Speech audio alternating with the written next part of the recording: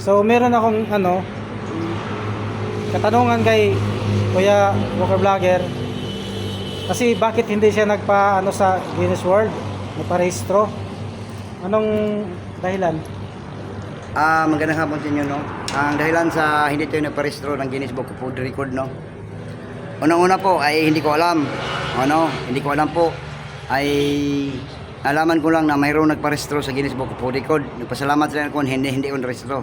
Hindi po pwede po na agawin natin na sabay-sabay rehistro. Kailangan agawin niya. Agawin doon sa kanya. Ganun lang yun.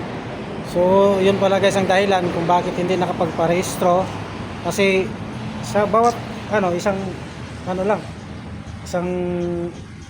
tao lang mo pwede magparehistro. Agawin sa kanya kasi ang Guinness kung sino mo na pataas, kung sinong kailangan, higitan mo siya. So ngayon kasi nandun na siya sa Masin si Ferdinand de la Merced. Pa-Macrohon na yata yun, papunta ng Mindanao. Ako ang pinakaunang vlogger na naglakad sa buong Pilipinas, hindi siya. Ako po, nag-umpisa siya ay January 2, ako po September 1, 2024. Tagal okay? Na Tagal na. Hindi lang niya siguro alam na naglalakad ako, pero akong pinakauna naglalakad. Hindi ko kalain na mayroon pa lang naglalakad nga ganon.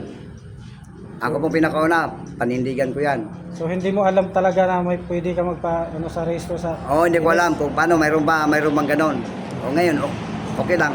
Siya, papunta pa lang ako, patapos na. Patapos ka na? Oo. Tapos mo nang... Ito, patapos na ko na itong Apari. Sige. Luso, Visayas at Mindanao, Cebu, buong Mindanao, natapos na natin.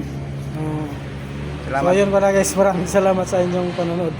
Sige, thank you. Thank you, salamat.